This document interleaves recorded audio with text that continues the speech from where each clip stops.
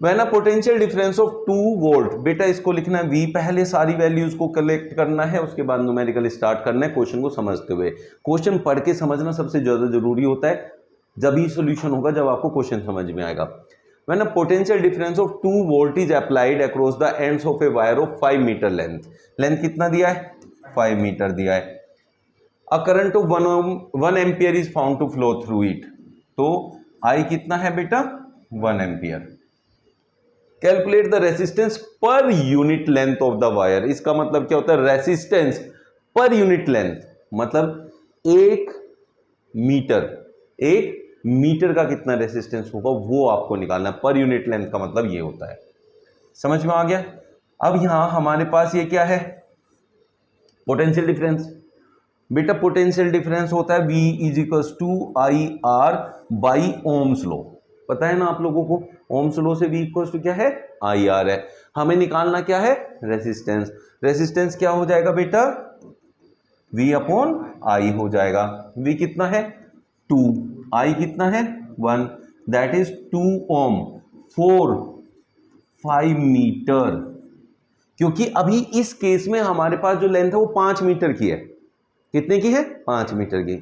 अब आप एक बात बताओ, 5 मीटर के लिए 10 रुपए खर्च कर रहे हो, तो 1 मीटर के लिए कितने खर्च होंगे, 1 मीटर के लिए 5 मीटर के लिए 10 रुपए खर्च कर रहे हो, सोचो तो 1 मीटर के लिए कितना करोगे 2 रुपए, कैसे आया डिवाइड करके। तो पर यूनिट लेंथ का मतलब होता है 1 यूनिट निकालना है, 1 यूनिट कैसे निकलेगा, ये 2 ओम आया 5 मीटर के लिए, तो 5 से डिवाइड कर दो, दैट विल बी 0.4 ओम पर यूनिट लेंथ हो गया। भाई सिंपल सी बात है ना, 5 मीटर के लिए कितना ओम है 2, तो पहले लेंथ के लिए 0.4, फिर 0.4, फिर 0.4, फिर 0.4, फिर 0.4, तो जब जाके तो आपका कितना हो जाएगा पूरा 2 ओम बन जाएगा, तो ऐसे डिवाइड कर दिया। बात समझ में आ गई।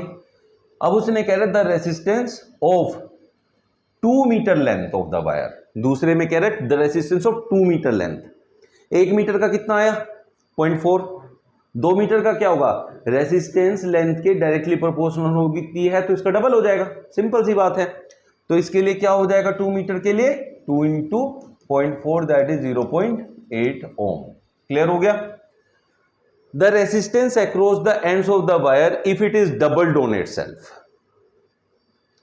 अब वायर क्या है, कितने मीटर का वायर हमारे पास 5 मीटर का, इसके लिए रेसिस्टेंस कितना आया बच्चों 2 ओम, 2 ओम। अभी जो स्टार्टिंग में पहले क्वेश्चन में चीज सिखाई बस वो दिमाग में सेट कर लो, 5 मीटर के लिए 2 ओम है, अब ये 5 मीटर को दिमाग से निकाल दो, हमारे पास टोटल रेसिस्टेंस कितना है 2 ओम।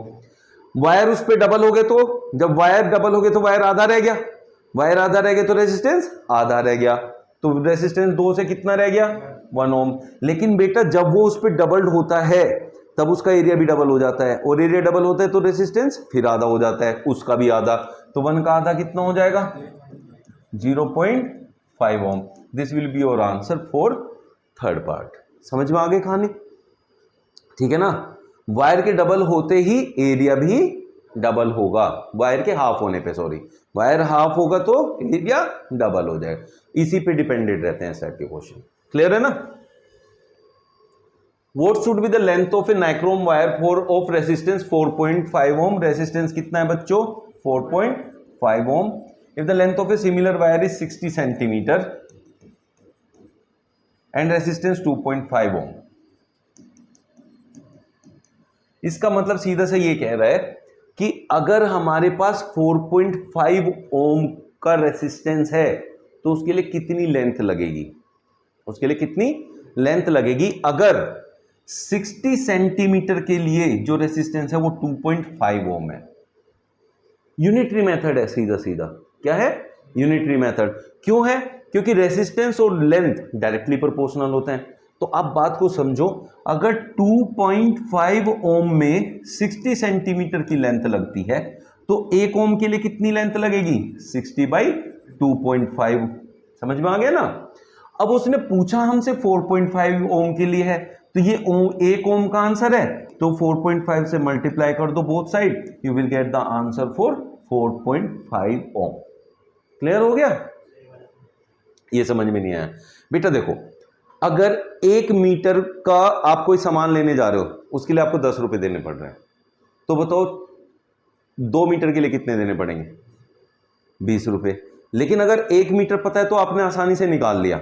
अब आपको बताया मैंने 3 मीटर के लिए 15 रुपये लगेंगे, तो बताओ 4 मीटर के लिए कितने लगेंगे? भाई 3 मीटर खरीदने जा रहे हो तो आपको 15 रुपये लग रहा है, तो आप क्या करोगे? 1 मीटर का निकालोगे। 1 मीटर 5 रुपये का है, निकालोगे कि नहीं निकालो? अब कितने मीटर लाना है? 4 मीटर, तो 4 गुना 4 टाइम्स लगेगा, 20 रुपये का आएगा। समझ गए ना? बस वही चीज यहाँ है। यहाँ क्या है?